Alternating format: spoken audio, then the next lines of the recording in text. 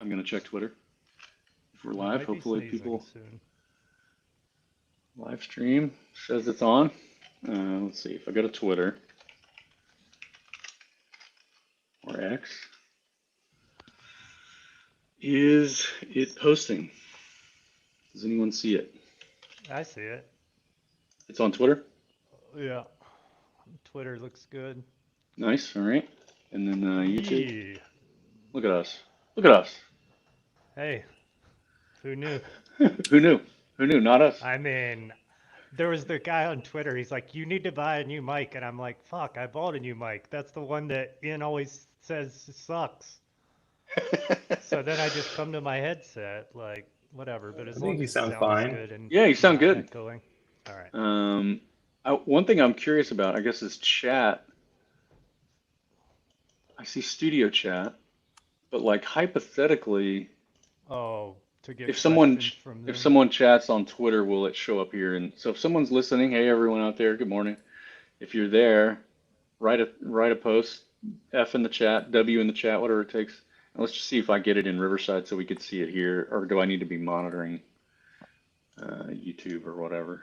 Um, I see the stream on YouTube and Twitter. So good morning,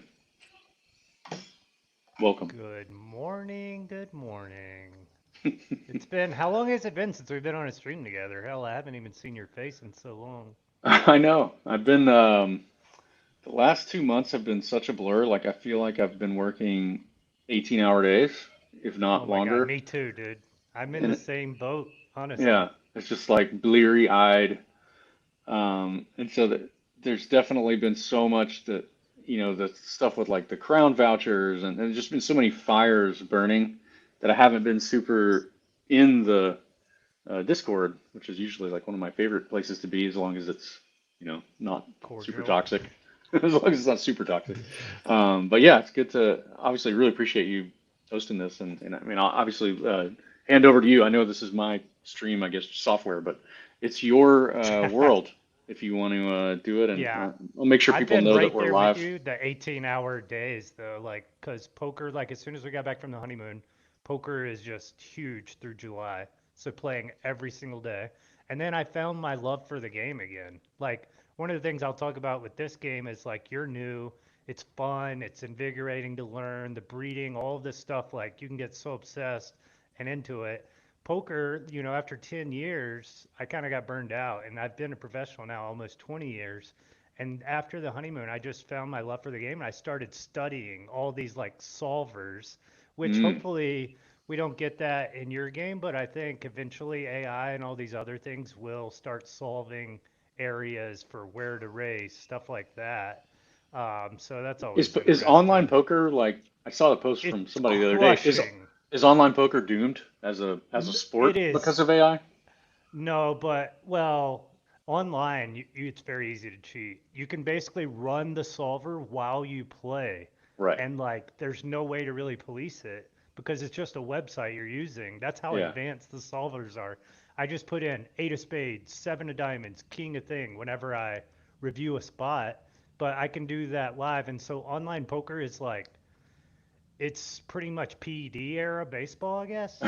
And This is so Barry Bonds but era. also, you Yeah. have to be studying and doing all this stuff to compete too, and you have to play online to get better because you got to play the best people in the world to like actually improve. And Mhm. so when you go play live, it's just a joke, really, because no one knows how to play poker. But Right. You uh, just tear through but people. online, everyone is a genius because no one's really making mistakes. But even though, I mean, there's still probably half the people that have no clue what this stuff is, right? So 50% of the population still might call you a Jack 3 off on the button or something, and you're just like, you put a note on them and you're like, this is a huge fish. And so you're kind of exploiting, Right. and that's kind of the whole game. But I just want to Amazing. thank you guys for stepping up to the plate, coming on. Obviously, last week I think was maybe the most heightened tension since even before live in the Discord chat, and even me was offering, plenty of ideas and stuff, and we'll get into all that. But I just think it's really important uh, of you to continue to do this because that's the one thing I've loved about this project since the beginning. It's like even our first AMA on through Discord and stuff. I think that the community really loves to hear your vision, and sometimes, they get confused or we don't really see that if we see bugs in the schedule or whatever. Yep. But everything's a moving part, and I think that part of the complexity of the game probably makes your jobs so much tougher, especially because you have to adapt so quickly. And so I guess we'll just get right into basically last month we saw at the last half of the season probably the biggest downward spiral in racing since we went live. And there was a lot of race cancellations and stuff like that, and I think we started at about 120 entry fees the first week or two, and then by the end it was down to like 50. And now that you guys have these metrics on the site, so we're always looking at them, and I can look today, and today's 140K. So what did you guys do for this season's schedule, and what was the ideas for how to fix what we went through? Yeah, I mean, it's a super tough puzzle to solve. I mean, I think we just stop. I think you have a lot of questions probably to ask later, but it's one of those things that like it it's chewed through a lot of people. It's made a lot of people go mad. This balancing of a race schedule, and it's not just Paul Nierenberg, who was on the team originally, who just it literally chewed him up and spat him out. That this math problem. It was also the community. There were multiple times the community's like, "I'll take it over. I'll do it. I could do Yeah. this thing." And then what happened? It chewed it up. It chewed them up and spit them out. So I understand the complexity of the game we built, making it kind of an impossible problem to solve. It is a matrix of um, you know almost infinite number of variables that you try to match against, and it's wild. It's like it's so hard. At the top level, you go, how hard could it be? And then you Yeah. step in, and you're like, oh shit, oh god, what has happened to my life?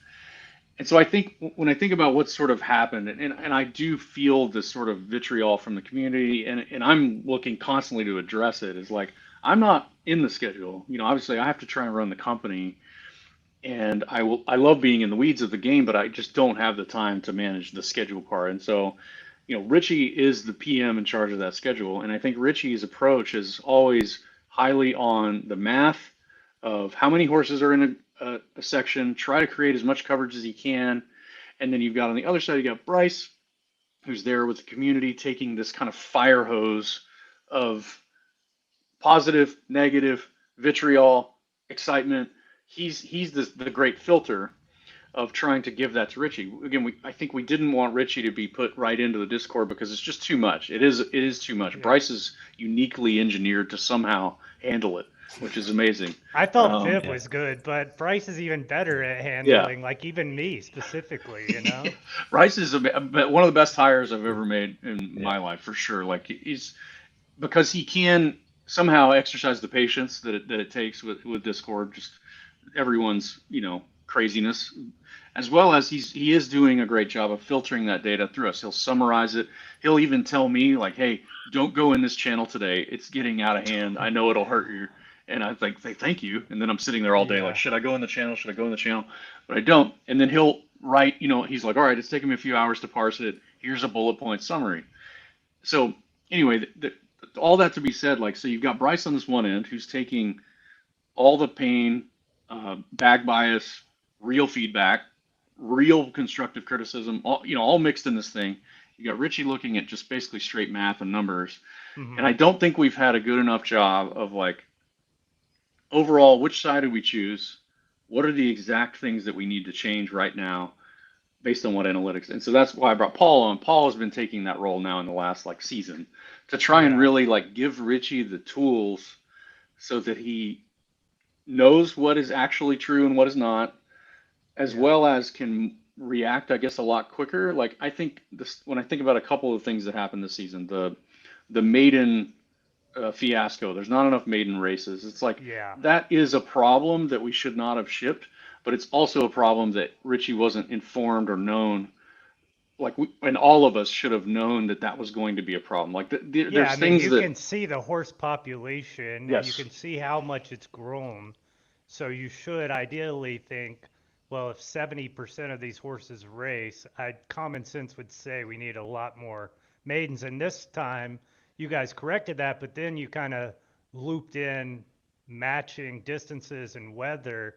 Are you guys, why don't we just play weather gods here and just build a structure? Like, cause you in the past you've said, you don't want to do the weather because it's random, but you are defining the weather when the oracle makes an exact replication of a weather thing. So if you just had all the base distances and weathers, to me, ideally from the start with the maidens, especially because you're discovering distances so much, so you kind of want a lot of variety early in the maidens rather than Yeah. having a 10 furlong every day or whatever. And so, is that just like some of the things that happen? It's kind of like bugs when you introduce new software and you just keep getting better and learning from your mistakes and moving on as I think and so. using common sense. I think again, I think about it a little bit as a lack of tools to catch some of these things that are common sense. Like we do have the ability to control weather and at least guarantee distribution to be correct. And Paul can maybe talk a little bit about that because I think before we used to be pure random, which could have these runs of like, oh, it's all 0%. This is bullshit. So we do Yeah. have now a lot more control of like making sure that we try to spread it out. I get, the where does that feedback come from? It's like, God, there's not a rainy race for the next week. Yeah. This game sucks. This is bullshit. It's like at some level we've wanted to lean into that of like, that's fucking life, man. Yeah.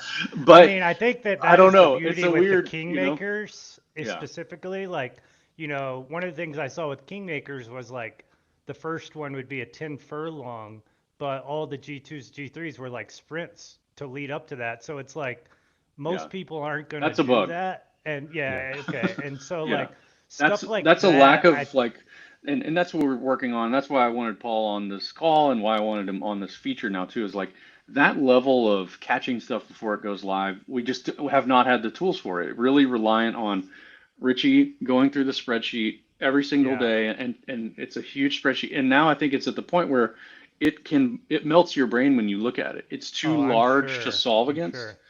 And so we've got to help him in terms of like automate oh, hey, did you notice that this is wrong? Did you notice that you forgot these, or did you notice this is not maybe what you expected? Like giving some top level rules to the system that we can check and QA against, because I think that's a common thing. Like, how did QA not catch this? How did we not notice it? And I feel that. So I'm when you like, why say didn't we? QA, do you You have know? people Yeah, we checking, have or what do two you mean by testers. QA? We have two Okay. testers that run What every are they single build, doing? not doing what you guys are doing, right? Okay, so That's the specifically, I'm problem. glad you Yeah, exactly said for that sure. because a lot of people, including me from the very beginning, have been like, you guys need an in-house Yeah, player playing the schedule, understanding both like our gripes or things we like, but also just understanding exactly how to race an S horse, an S plus horse, understanding like I feel like now you guys have encouraged the benchmark so much that now like my second, third tier might get to race at least for a few weeks before I decide to retire, depending on how they do in those. But that's one thing that I think the community has always wondered about, and why is it definitely just a legal thing, or what's the point of not having actual in-game tester like that? yeah. So having someone actually play against the community is just something we stayed away from the get-go, right? Like it just Yeah, felt too slippery of a slope. Now, Bryce yeah, has mentioned multiple times, like, hey, I'd be happy to play with boss stables and do it. And I think he would be a perfect fit to do it. He's basically doing it in his head all the time. He's there and he yeah. is always looking at the schedule. Now our QA team is overseas and their job is basically run through a series of tests every day to make sure we don't break anything. They are not the people that would know what you guys know. I mean, the hard fact of this is like we are a small, super small, lean team. The QA is you guys. Uh-huh. And that's unfortunate sometimes. So that's why we want to like whatever keeps popping up or being a struggle, we have to put automation in that's doing what you're doing to catch it before we push it live because we can't run the game ourselves. We try, Hmm. like every morning, we'll try to do a race or something, and it's like, oh, I don't have any horses that are three at benchmark, and like We do not have the Oh, you amount of. understand the segregation Yeah, issues. it's impossible. The biggest thing that's been biting us right now is our staging environment is like a copy of prod from 2, 3 months ago, right? Okay. And now all of our horses are grown up and we're not breeding them. And now we don't have any horses that can race in our staging environment. So we got to like recopy all of you guys' horses into our staging to stay relevant with what you're doing. Now, of course, we're running Yeah. analytics on production and we're running all the data and stuff, but when it comes to like locally testing ourselves safely, it's really hard. We can't do what you guys are doing. There's just not enough time, not enough people. So I think it's really got to lean on the automation side because a lot of these things are kind of common sense. Like the way you say them, that's a rule that we should be able to check and catch the It moment we reminds hit me of my export, you know? stepdad. My stepdad used to be like, "You're really smart, but you have no common sense." And a lot of times when I'm looking That's our at the schedule. schedule, I feel Yeah. the same way. I'm like, Yeah. it is really smart. Like now, obviously this month it takes even a learning process for someone like me to understand like in order to get to a kingmaker, I need to plot out pretty much a week's events to Hmm. figure out if I can hit the G2, G3, if they match my horse, stuff like that. But I'm glad you spoke about being a small team because from the very beginning, one of my concerns was how the hell are you guys going to make money if you're giving all the money back to the economy? Right. And so one of the things, we've been getting off a little bit of the stimmy economy, but obviously you have to use Crown to stimulate, and those are some of the levers you pull. But now we're going to get rid of racing stimulus. So a lot of people wonder how that's going to be used, et cetera. And the reason I bring all this up is how are you guys doing financially? A, and like, Great. do we still have that long ramp? Do we have like things that we don't know about that just make you guys so solid? Or because I'm still always like, are you guys bringing in a lot of cash flow? Like, I mean, now we're a year and a half. The company has to make some money at some point. So how do Right. you guys do that while also trying to stimulate the racing economy? Yeah, so in terms of like runway, we try to make it so that photo finish can pay our bills pretty close to it now. So we try to keep runway infinite by doing that. Now that can be difficult. Like towards the end of last year, it was great. We've had down months, and it's not. And so then it's Yeah. like, all right, well, so what do we need to do? And so, we think about that first year being like it was all about growth. Let's get as many people in as we can. Let's like give every single dollar back. We're a VC funded company that's no different than any other Uber, any other company in VC world. You operate at a Yeah. loss for a long time and you get users in and then you eventually don't operate at a loss. It's just kind of Hmm. like pretty straightforward, a problem of scale. And so that's been the plan. And I think as we've seen, a few of the downturns on Crown, the fact that we haven't really grown, we haven't really run much marketing, you just start to see some of that pinch happen, it makes people uncomfortable. It makes them worried, and it makes anxiety there. But for me, it's like it doesn't change anything about it for me. The game is still so strong down at its core, and whether there's a single stimmy or not, we can find audience that will play at EV negative or not, just like we Hmm. did on mobile, which was 100% negative ROI on every single player. So it's like I'm not too worried. I wish it was happening faster, but in terms of the company making money, again, our plan is to try and operate as break even and lean as possible until we can reach some new inflection points of new users or Hmm. raise another round. But basically, we're trying to keep it on the tracks forever, and Yeah. I will keep the team size and salaries and commitment level matching what the game is producing always. Like so, because I Yeah. want Photo Finish to stay alive forever, and if that Uh-huh. means it's one person working on it or 100, that's where I'm gonna sort of be agile and change around. So that's where we're at, I guess. And then your other So question was like, speaking to yeah, that, go ahead. really quick, obviously, I've had some chats with VCs who've kind of worked with you guys too, and one of my good friends, Joe Versace, who's marketing Poker Stars marketing director. I talk to him about this project all the time because he likes it. He just has so much going on, and a lot of the things they tell me is like the initial, 1,000 stables, 1,500 stables, whatever it is, are basically investors, And so, like, since we were the first here, since we own the assets, a lot of that makes us investors and not actual users. And so, in order to get users and to grow users, obviously, mobile could be huge. Do you see hurdles to getting mobile? Like, it could be impossible that Apple just keeps denying, or do you think that it's pretty much a go to get approved? Yeah, I think it's a given to get approved for sure. Hmm. There's no world in which it does not. I think the questions around it are timing, geo-locking, and any certain features that might have to be changed or altered. As of right now, I'm pretty sure that we won't really have to change much about the game, but the the difference of what needs to happen for mobile growth and onboarding at scale is a free experience that's fun. Okay. Um, that's what in my mind, and so that's what we have been working on a lot of like at the same time that we're going through Apple and Android reviews to get the game as it is live, we also are working on the trainer series being fun. Right now, what is the trainer series? It's nothing. It's you get a horse and you can practice race. That's it. What is a good mobile game core loop? Well, that's more similar to what we've done on the previous mobile games, which is something that will keep you coming back every day.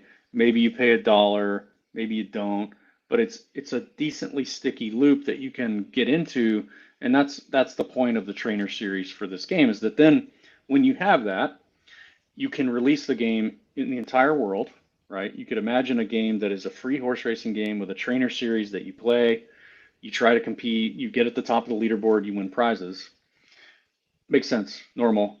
But do I want to go get a real money horse, right? Hmm. The hope is, the theory is 3 to 5% of those top of funnel people will want one, Hmm. and they will have to earn their way down to get it.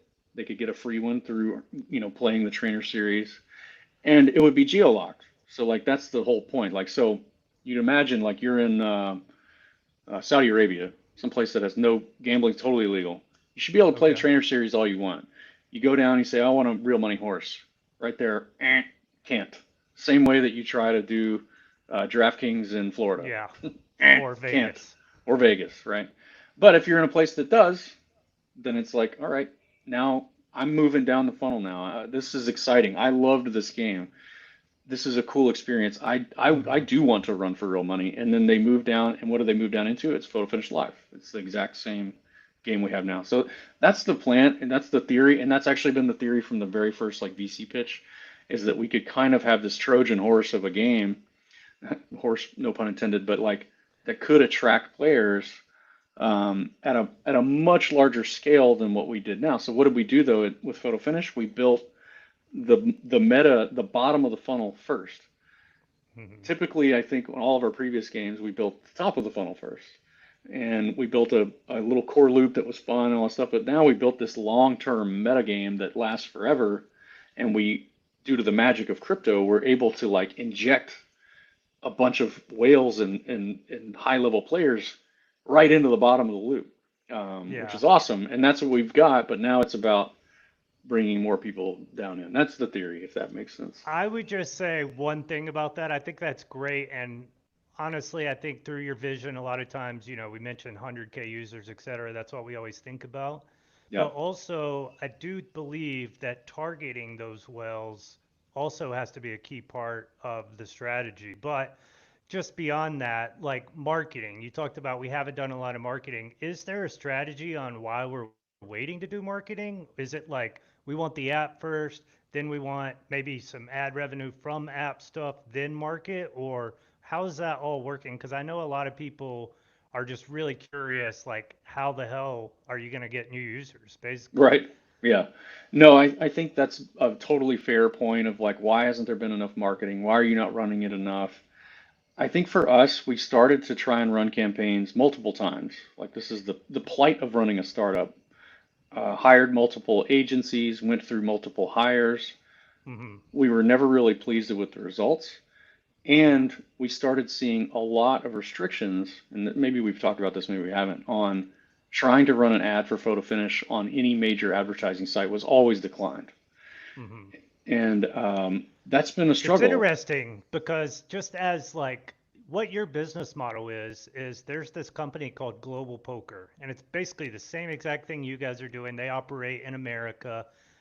Michael Phelps, who used to be big into poker, he actually is a paid sponsor for them. They're all over Twitter, they're all over Facebook, and they have the same exact model as you guys where you deposit cash, you buy chips that are like pegged to the dollar, but they're not Mhm. actually USD. So then you can play these tournaments and cash games with your chips. So I just wonder, like, what is the difference there, in your opinion?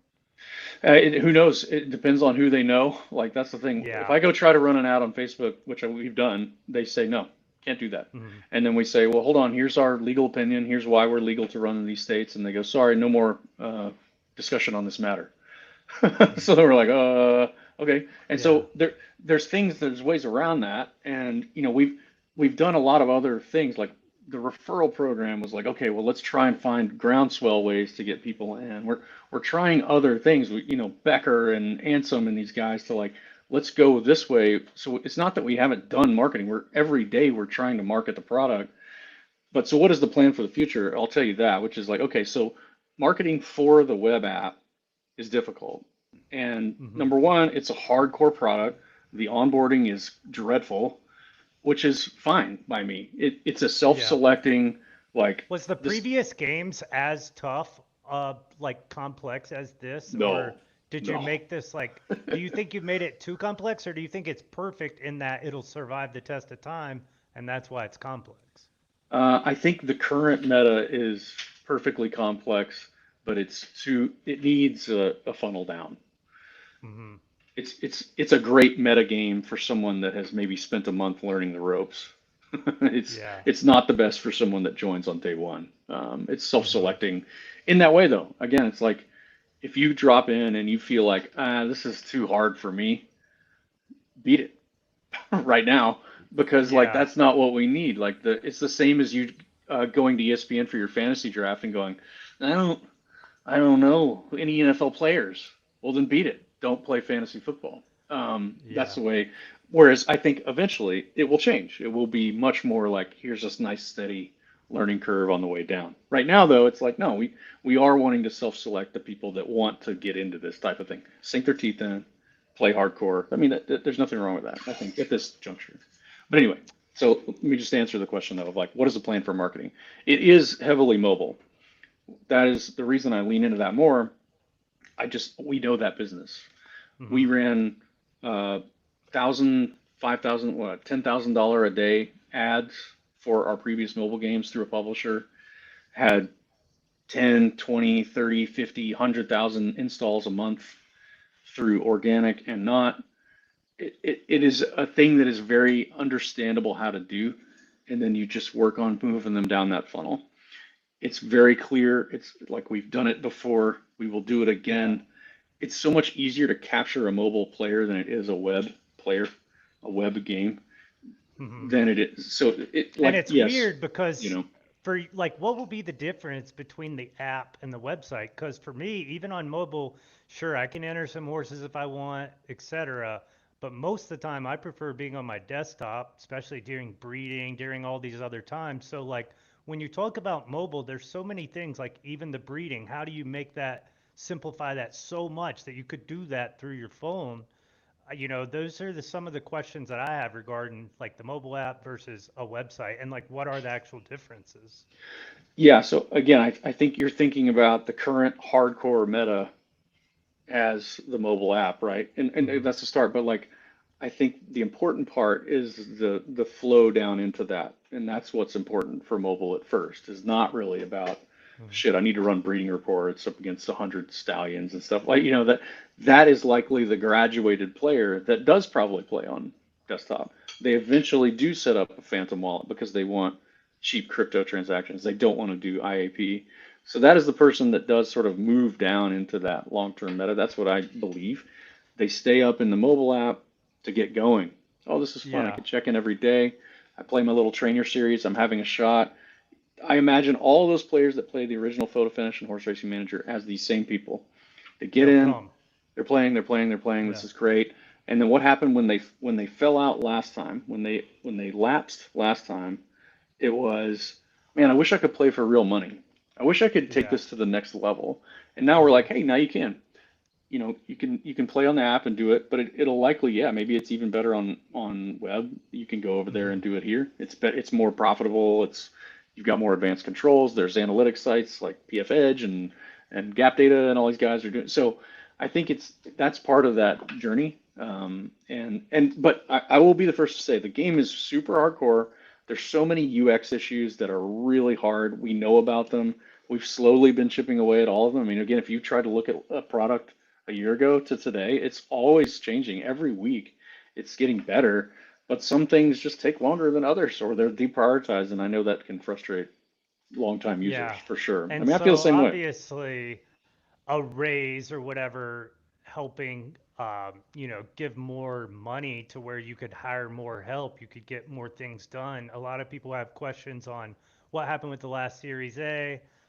Is that ongoing? Is that open? Are you still talking to investors? Is there anything you can tell us on that front that might be coming soon? Like you kind of gave us a hint on Churchill Downs, and that was pretty All right. much amazing. And then we can talk about that partnership as well. Yeah, yeah. Yeah, I mean, I have been fundraising for the last like 3 weeks. It felt like a pretty good time to try and capitalize. The game is doing well, but can always do better, and we can pay for growth. Like we've got a lot of great um, signs here that this could really scale, and Hmm. it's ready to scale. I mean, I think when you think about mobile coming live and starting to want to spend on marketing, specifically user acquisition, capital would help. And Yeah. so that's the story we're telling. I think it's going well. I mean, I think I've got like 22 teams right now in due diligence, waiting to see how they go. You It's never know. always tough, right? Because like even I've been a part or had conversations through like DraftKings VCs and et cetera, and you go through this process and it's kind of like, when you start dating, like you're like, "Oh, I'm in love with this girl. I think she's gonna marry me," and then she totally ghosts you, And so what Yeah. what is the psychology whenever you're the actual team? You know your vision, you know how good it is. People give you so much time, you answer every single question over 5, 10, 15 meetings, and then they just fall off the map. Like, how do you keep coming back? How do you keep approaching the next investor? And then how do you also keep expanding your circle to where you do run into like Fertitta Brothers or other big people? I guess that'll be like a lot of the Singapore thing that we can also talk about, but Yeah. Yeah, I mean, I can pull up like, so it is a numbers game. It's like being an actor or something. Like it is purely a numbers game.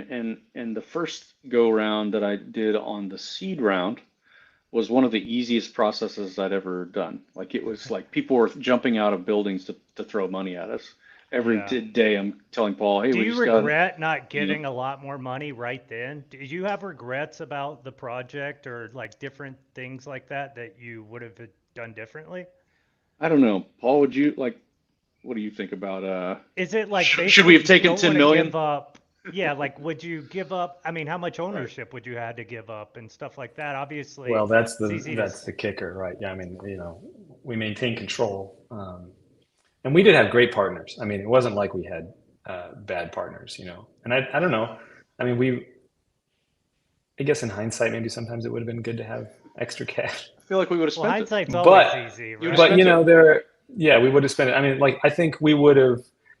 You always use as much rope as you've got, right? Like we probably would have gone down certain paths longer that we shouldn't have because, we would have thought, well, it's not an emergency. I mean, there are certain things that happen when you start running low on dollars that you start making kind of ruthless Yeah. decisions. And so Yeah. maybe more of those checkpoints is healthier, even though it's kind of painful emotionally and spiritually to just kind of go through that ringer over and over and over again. But it Yeah, is, I'll say, so looking at the sheet, Mike, so I have 210 investors currently that we're talking to. So I have a spreadsheet. I track all the stuff with Monique.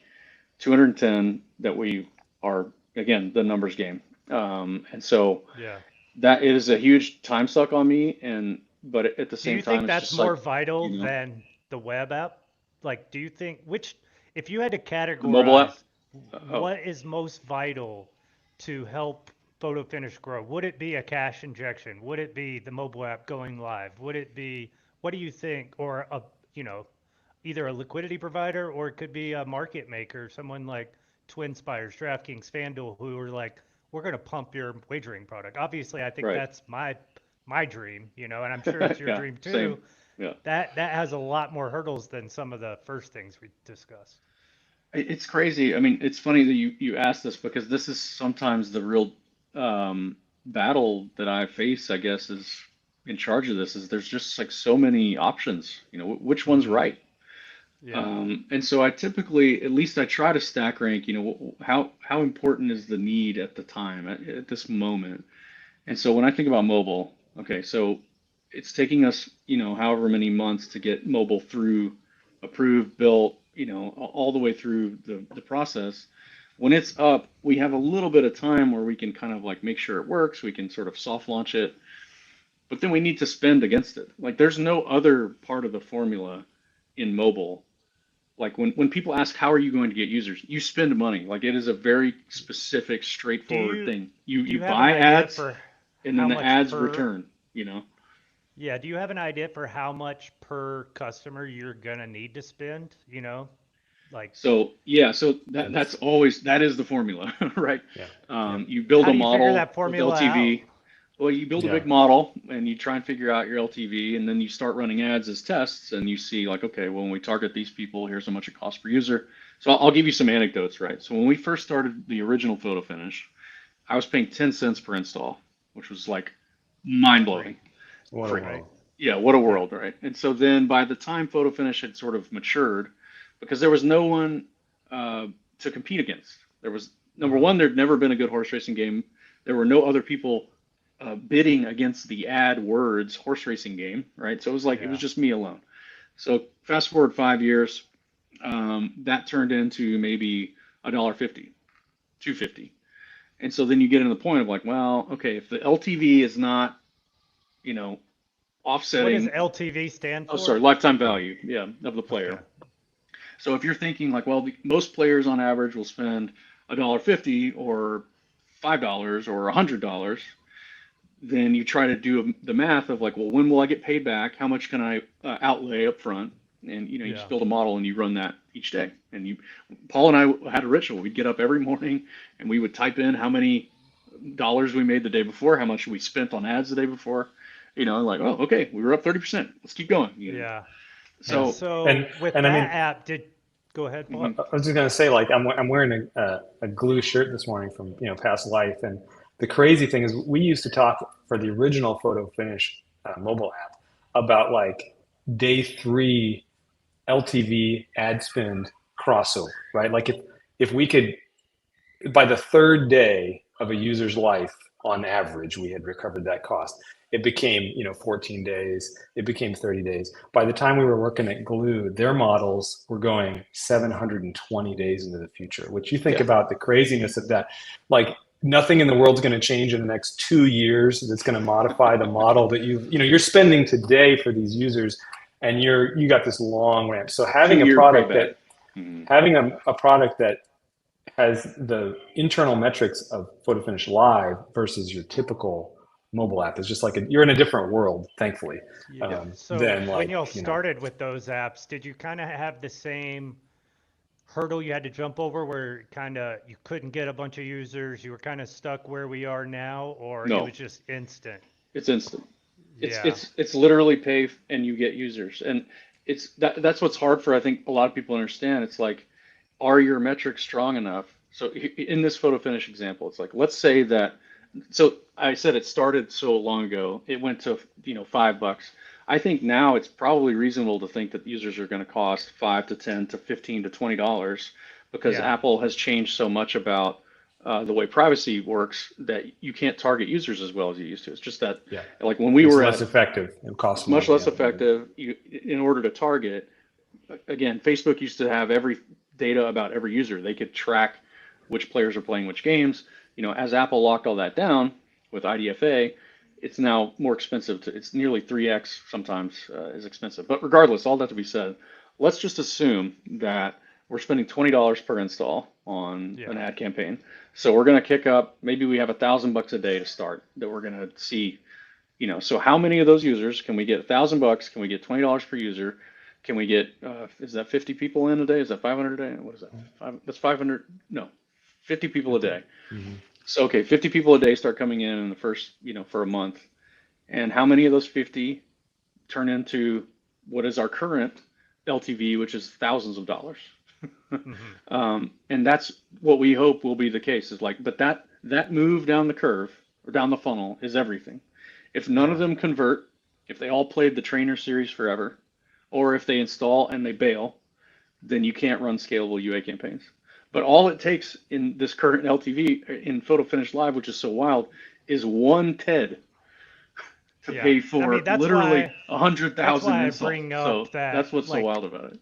when I talk to Joe, obviously Joe, he's starting projects, and I feel like he does the exact opposite of what you guys are trying to do. Like, he's trying to set up uh, areas to where he can get tons of whales, who they play poker, they gamble, whatever, and then, having even the balances yielding is more than, rate could give them or whatever. And Ah, so, right. you know, when we do talk about rake and, or not, I mean, race fees, 20% race fee in the races, there are a bunch now that are profit boost.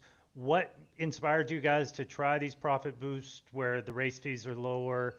Are you guys always wondering from a player EV spectrum, or is that kind of like whatever? Like, and then, how's all that going to work, especially with the racing stimulus that was being airdropped the first of the seasons? Where's that going to go? How are you going to use that? That's Paul. Do you want to? We were just Yeah. I talking about it. mean, If you want to run that, yeah. so on the the racing incentive, the credit that was airdropped to people's wallets on the first part of the season, as we mentioned in the blog, that started at all of it, and then Hmm. we reduced it to 40% so we could control some of the usage of that. But just feel like targeted incentives are more powerful than a sort of opaque, unknown amount you would receive in the future that doesn't really influence behavior. That's why I dropped to 40 and then 30. And then we stopped for a while because we just weren't sure exactly what the impact would be, but we settled that the incentive power of using it in the schedule was just more than the the rebate itself, and so that's why we went into that. So it's all So going to be how much used. is It's all that a going to be used. month? How much will that be a month? And I think that a lot of people in the community with this, with the unstaked crown, like they're always starving for transparency, numbers written down somewhere. They can see it. They can, Hmm. obviously, I have a lot of trust in you guys, but the more transparent you can be about all those things, I think a Yeah, lot I of the don't think questions that people it's have. not a secret. I Yeah. think in the last season, forgive me if I'm wrong on this a little bit, but I think it was around $70,000, 70. Yeah, because I wondered, because I always because got like, it's 30% of the total, and the other 70% is basically the juice in the purses in the schedule. So if you just add up the scheduled juice and treat that as 70% of the number, the other 30% was the incentive. Now it's all going to go into the schedule. Hmm. Um, okay, and then what about the crown? Like we moved to the PFPs are, I mean, there's basically PFPs are going to remain what they are. They're not going to grow. You guys aren't going to do anything else with them. They're mainly still going to be for the breeding reports and the racing reports, or that was definitely a big question that Yeah. I everyone mean, wants to know because it impacts, future financial implications for people. And so, yeah. I love the. I mean, obviously, you can see if we ever do anything, we try to make sure we transfer the value out of the thing into the other. Like that. That's what's really yeah, critical. Is like people can be, oh my God, the PFP floor you crashed. It's rugged like, no, it us. didn't. The PFP floor did not crash. There was a replacement of PFPs and Yeah. vouchers. It's like So yeah, okay, you can say that, but no, as much went down, the other went up. So we try to always do that. Now PFPs, of course, I love the lore that we were one of these OG mints and all of this stuff, but Yeah. over time, that you guys that have been here for years, like it's just sort of second nature. It all is there. But like for someone new, when I think about mobile, it's so foreign. The idea of crypto in general is foreign. A phantom wallet, an NFT, a cartoon picture of a horse, like none of it makes any sense. And so Even I the don't. word NFT is basically a Yes, joke now. You know, it's like exactly, a negative connotation. You like, exactly. whenever you were raising, you wanted to be known as an NFT. Oh yeah, Now it's almost terrible to no, you no. a fucking awesome game, you It's a know? collectible. Like, which is Yeah, what you are, yeah. kind of. So Um, all that to be said is like for me, I think the in a common sense world, whether we mhm. when we get there or what, users of the photo finish game, owners of horses would be photo finish jockey club members, right? Like people that are racing in the Yeah, game are doing a it set makes like sense. all that would make more sense than like, oh, go to some other random site and get a wallet and buy a cartoon. Like that is not to me the ideal way. What is an executive in photo finish? It should be someone that's an executive in photo finish. Yeah. But right now, I'm not willing to like take that on exactly. But like when I think about the future, if we were to do that, of course, again, we would transfer the value. We wouldn't just like delete them. We would find a Yeah. way to handle that. But as of right now, I'm not tackling it. I was going to do it when we did vouchers. A couple community members freaked out, and I was just like, all right, I'll give this some time to like figure out the exact design anyway and deal with it later. Okay, so the racing stimulus goes back. The unstaked crown that kind of gets left over. How are we going to use that? What are we going to do with that? And how are you going to be transparent about showing how much is there or whatever? Yeah, I'll answer that one first. I mean, obviously, I purposely put on that Crown Vouchers page how much was unclaimed Yeah, each season I so that we love could see that that. too. Yeah, That's and it. I It want to kind of do that. shows why you did what you It's did. exactly It why I makes did a lot of it. sense. Yeah. Yeah. Which is good to now see like people finally understand. But maybe that's why, hey, the vision wasn't communicated well enough. But the other part to that, the unclaimed that comes from canceled races, I'd love to do the same thing. I asked Hmm. Bryce to add that into the backlog because those are great things. And so yeah, Paul, you could talk a little bit about like Yeah. what you want to do with all that crown. Yeah, we just want to use it as incentive, and the exact shape of that incentive, I don't think we've decided yet. The first try we've done is the G2 and G3s being basically no risk for a four horse field that go into the Kingmakers, and then the Kingmaker purses themselves. That was Yeah. the first usage of the so leftover crown, which I think in aggregate through season 18 amounted to around 2.8 or 2.9 million crown. Um, so that's the It's amazing. budget that we have working on that. And then, we'll see what happens. We don't know what it would be from season 19, for instance, what residual there might be to roll back into that. It just depends on how races I'm fill. I'm glad you mentioned the Kingmaker because in my rational common sense brain, I think third time has a finite amount of crown. Okay. These Kingmakers are great. Obviously, we'd like more G2s and G3s almost daily where you can race them every day. Obviously, those are the highest race fees, period, already. So that helps metrics. But also, I envision like having G1s, Kingmakers, like obviously they're weekly right now. You have three a month or whatever. It takes a week for the first one. I envision them to have like, three distances for one archetype, right dirt or whatever. But then I think, well, you guys have this finite amount of crown. These Kingmakers are great this month. They might be great next month.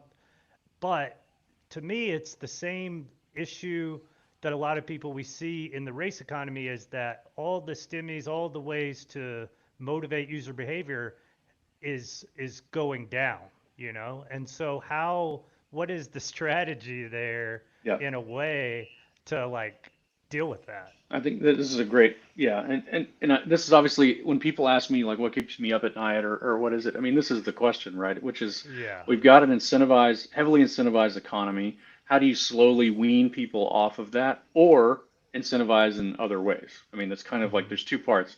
Like poker, as you know, and DraftKings aren't incentivized economies. You just lose sometimes, but you try to be better and you use your skill to win. And so it's like, okay, well, that's one option. It's just like, hey, it's going to get really hard in here Yeah. and deal with it. But I Uh-huh. don't really want to do that because I think we have a pretty cool advantage. And so the way I look at it is multiple things. So I'll talk about I'll just try and pick three. So Kingmaker is a prototype of what happens for a sponsored race, a sponsored series. So that is a big part of what we're kind of working with other people on, is Hmm. imagining this world of like this is the third time first one, but imagining Yeah. other people sponsoring the way Kingmaker works. That's what we're trying to workshop, is like a series that is heavily incentivized from an outside party that wants to sponsor, that wants our eyeballs, that wants our players, that wants our players' wallets, or whatever. I don't know, Hmm. whatever it is that you guys are trading in order to get this reward. There's some give Yeah. and take there, which is great. The second is, how do we wean off of Crown? Well, I think that's a big part of the track sponsorship thing, was really pushing this idea that lean into the Solana ecosystem, get all these other projects that are trying to get exposure, and then you guys are rewarded from it. It's sort of like wild that I kind of didn't really think it was that big of a deal, but now I'm pretty bullish. Like, think of every NFT project that ran, every NFT project that was popular, every project in Solana. It's because they Hmm. were getting more and more airdrops. Mad Lads ran because they were getting more and more things, and then they got more because they were getting more.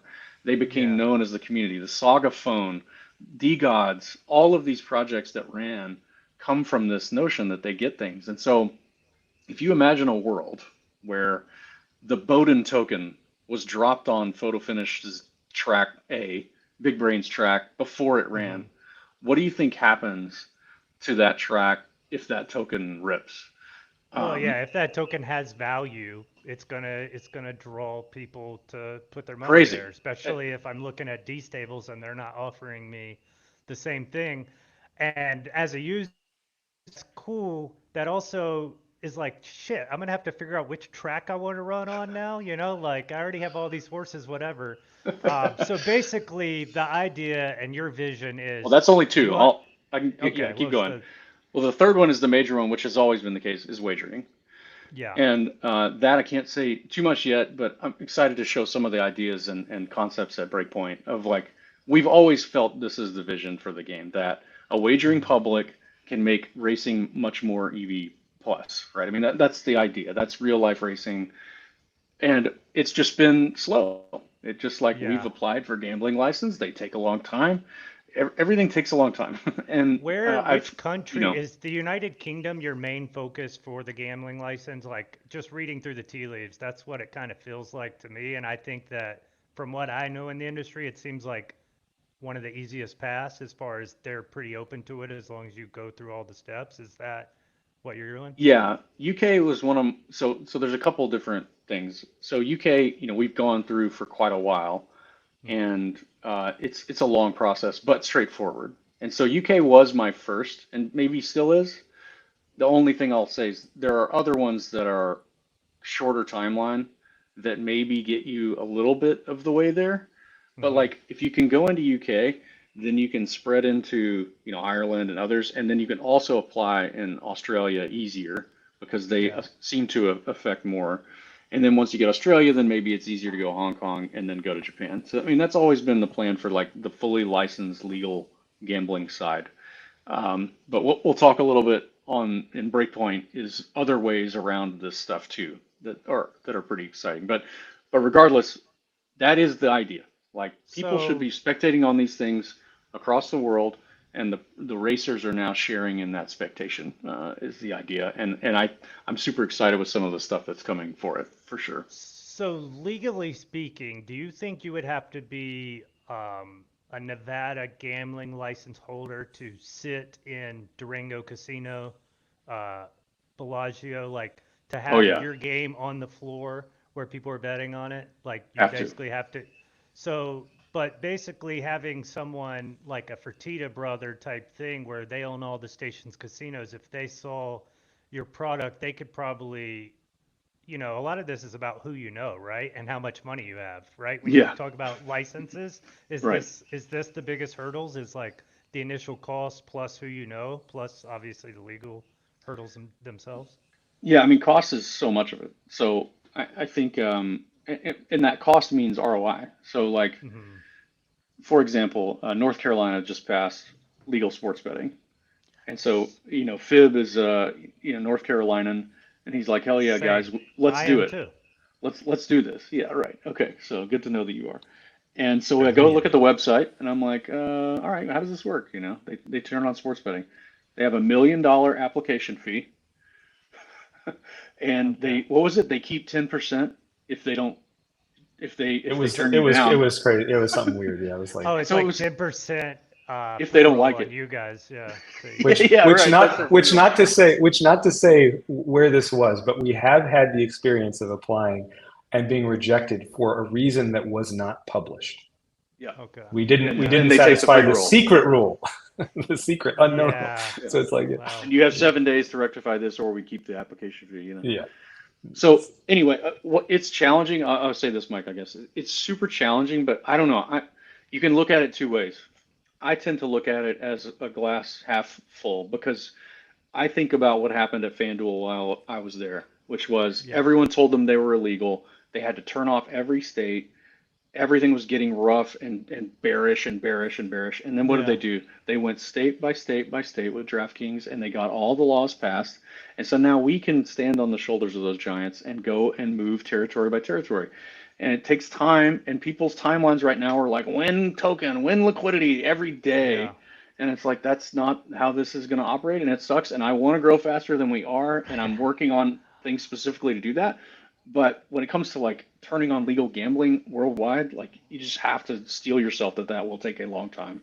But Well, it's the thing imagine the is world when it's on. You know, yeah, that's like what I when I try to do. talk to my friends who are in that investing environment, they are all so bullish. Even like so many of my DFS friends, they're building betting tools, they're building all this stuff because the landscape in America is Yes, changing. And massively. even though it does take time, 2, 4, 6 year timelines, you can see where it's going, and it's going to where even a product like this is not going to be a legal that was probably one of my biggest fears whenever I invested, whenever I became a big player, because I've already went through this. I was in poker during Black Friday on Oof. Full Tilt. I had $500,000 stuck for 3 years. I never even knew if I was going to get it back or not. And Oh, so it's always funny, like even DraftKings when it was brand new, 2014 or whatever, I started just bombing and loving the concept, and I still do today. But it was always in this gray area. And I feel like then I got involved with you guys, and yeah, it's a gray area too in a lot of ways. And so to become solid, I guess, to be on the shoulders of giants, like you say. But really, what I hear with your vision is yes, the crown is going to be dwindling, but there are avenues and methods for which you guys are actively seeking to replace those and maybe even surpass those again, oh like yeah, that would be surpass and obviously the idea. absolutely try to surpass what it used to be is the goal, so that then you get that flywheel really blowing again. But the other is like we're trying everything we can to extend it too. I mean, like the Yeah. vouchers and like PFL Pro and any like paying for crown renames. Like we are hoovering at all times, trying to pull crown back in, not to Yeah. market sell, but to give right back into the racing economy and extend the life of the game while we continue to build up all these more complex sort of things. So it's just, I get it. It's frustrating for some that it doesn't move that fast. And Is it sometimes I wish some frustrating of to these you? are. Yeah, for sure. But at the same time, it's like, you know, this is a complicated thing and no one's doing it and there's no Yeah. blueprint. When you're And the frontier and you're yeah, blazing the path, it's going to be rocky. You're like when yeah. people moved west, they didn't just have a Right. perfect trip in their There's little a few wagon or Donner whatever. parties in there that ate their Yeah. families, it just happens. So I've got two questions left. The first one is for VJ, and that's this fleet figure on yielding. Is that a bug? Is that a big deal? Does it even matter? Like, what are your guys' feelings on that? Paul, And fleet figures in general, Mr. Paul. So it's I named after think, you. It's your thing. Yeah. yeah. So first, I want to address a misconception I think that is out there, and that is that fleet figures is a direct correlation for time. Yeah. It is not. Correct. And so what it is it's a measure of the horse's performance relative to a benchmark horse. Oh, And really? sometimes we see people Wait, say wait. things like, Benchmark, not benchmark. not benchmark race. I mean, What I thought it a fictional was, horse. And we Oh, sometimes see people say things like, this time is different than this time in quote the same race, and yeah. it's not the same race. And there are the performance factors in the race math, which are based on the genetics and the attributes of the horse, and Hmm. other factors about the environment that it's running in, may be different in the way that you're not noticing. I'll say that. So that part's not a bug. The yielding thing in particular is kind of a bug. It was working as designed, but I can see the case for changing it, and that is Does the that firm and soft, is that what's skewing the number? And since those don't exist, the fleet figure for yielding doesn't is higher? in effect, yes. Basically, what it is that the good horse, the what I call the benchmark horse, the horse that your times are relative to, Hmm. is a strongly preference boosted horse. Okay. And that advantage is not in play as much on a yielding surface as it is on either So sloppy you're or beating the benchmark fast. by way more on So yielding. It's you're just a catch full so story. yeah, you have basically an easier time, which is why they're coming up. So the fix for that is to sort of normalize the benchmark on yielding, and the other surfaces to sort of be the same. And that's just going back historically and restating the data in the database. And Okay. And I it's been know something it's in our JIRA. we Yeah. talked So before it we is even being came addressed, on. Yeah, we right? talked before we even came on about, and now that we're getting, I've got 4 minutes left in this interview, we're going to have to do this again because we Yeah. could do a whole hour on race math or whatever, maybe in a few weeks or a month or whatever. But No, you my can't do all that. You can't. Yeah, my We won't. question, we won't, right? my question for both of you, I'd like Fleet to go first, is what are you most proud of with photo finish, and what really gives you the most joy about what has existed? Because it's no short feat of, even if you guys do nothing else, what you've already accomplished is pretty much the benchmark for NFTs, for Web3 gaming, profit sharing, all these different ideas that are pretty revolutionary. Wow, that's kind of a tough question. I mean, there's a lot of pieces of it that I'm proud of personally and for the team. Hmm. Um, it has a lot of really neat things in it. Um, but I think probably the piece that I most like about it is the fact that is the first title that we were able to have our vision, which I mean, and we talked about this in 2015, I feel like, where we are a platform facilitating a player-based economy. So you take all the tech out of it, you talk about all the different systems of the game. The fundamental fact is you're buying and selling horses from other players, you're paying for breed fees with other players, you're, that you're making claims against other players, you're entering races against other players. We aren't canning an experience and feeding it to you. We built the platform on which the players are defining the world and determining what happens. And that I think is the thing that we've never done. I mean, this is the first title that I've ever worked on anyway. I don't think Ian has either, but that's been the case, and it's really neat. I mean, and it obviously brings its challenges. It's Yeah. unpredictable. You can't control it. You can't just set a number and say that's it. Yeah. I Human sort of feel like behavior is the toughest thing to model, right? I but it's mean, great. But it's also great. I mean, I love having the dilemma of feeling like the Federal Reserve when I'm drafting blog posts. Like I better not use that word. Like it's perilous, but awesome. Ian. Yeah, I can take it. And also, when you have to bounce, we can keep this on. Like, I know Yeah, I Bryce think is that pinging me. talking about breeding specifically is something that we didn't get to. Breeding fees, that's a question that a lot of people ask. So if you guys want to do that after you answer your Yeah, question, I that'd can be try great. and go and look at some of the stuff, and we can answer on. But yeah, so to answer, I think proud to have survived, probably just as much as anything. Like, we were not massively funded. We went through massive downturn in crypto, and every other game nearly has died. Hmm. Some of them with 5 times, 10 times the amount of funding as us. And so I think that, like, cockroach survival mentality is, you don't see that. A lot of people just fold, man, when it gets tough, because it has Oh been yeah. tough. And so I think that combined with some of the life-changing things that I've seen from some of the players, like that is what I tell my wife and my kids about. Like, hey, a guy just, now has his wife and him are now pregnant because of an IVF that they use from selling Yeah. virtual horse semen. It's like, wow, what a But you paid world. for a lot of my wedding. I mean, Yeah, honestly, like I that got part is married this great. year. I went on a honeymoon. Like literally, Well, you into did. 21, I I went did. all in on PFL. Like I condensed all the other NFT bullshit I had, put it into you guys. Obviously, I've kept investing, buying all this thing because I'm really bullish on what you guys are doing. And I appreciate you, Fleet. This is Yeah, man. awesome. Like I want to hear Fleet talk more next time because I I feel like know. he's I got overrode the him. top level shit.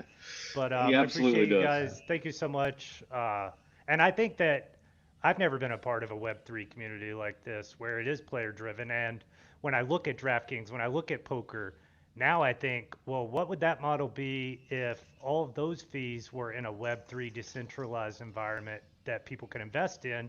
And even Joe, who you've talked to, that's one of the big things that he sees as well is how do you make race fees or rake zero, and because that incentivizes people to come to your platform, Yeah, or if you're creating a chain, to come to your chain. And then having liquid capital on your chain is valuable in and of itself. And so I just sure. appreciate you guys, and I hope that I covered as much as I could with the community. Obviously, if you guys could talk about breeding or whatever, that'd probably be a good ending. Yeah, man. Thanks. Well, yeah. Good luck on the links. Tell us how you Yeah, shoot. appreciate it. All right, All right, peace man. out. See you, Mike. Uh, Yeah. hey, Paul. So Yeah. the only thing I see from Bryce, he wanted us to touch on, and the question is, why do we have the grade restricted qualifiers duplicating? There is a lot of heat from certain pockets in the community over that. Do you have an answer for that question? Um, I do, but I'm asking yeah. you. Okay. I would say that we envisioned the grade restricted championship races as an opportunity for people who have horses who otherwise aren't competing at the very top. But we needed them to sort of be more revenue neutral, if you will, in terms of like the the purse that was offered and the entry fees that were collected, and so it just became a more intensive qualification process. Yeah. Yeah, I think the top level answer just for me for that question is yeah, it's not a major. There's not a set qualifying series, and we want more races that fill. We don't want more races that don't fill. We want to keep giving more of the popularity ones. And so, if you, I guess to the answer there, if you want to run that event to earn the prestige of winning a minor series, um, that's why it's there. The ability's there. It's not a locked qualifier the way the road to the Derby is. Um, okay, I was wondering if there's any other questions. If people are here to drop them, they can. Otherwise, we can go do stand up. Um, do you want to answer anything about breeding? I know you've been thinking about changing breeding fees. Have you crystallized it yet? And do you want to talk about it, or you want to just wait till next time? No, I don't think I have anything to say really, other than, I appreciated all the feedback I got in Discord the other day when I asked the question. It definitely brought up things that I hadn't considered and, gave pause. So, no. Word. All right. Well, we'll wrap up then. Thanks everybody for joining in. Super easy, right? They acted like it was gonna be a firing line. Chill. You didn't feel threatened, did you, Paul? I personally did not feel threatened today. Good, good. All right. All right. Well, we'll sign off. Okay. Thanks everybody for joining. See you all on the Twitters and the Discords later. See ya.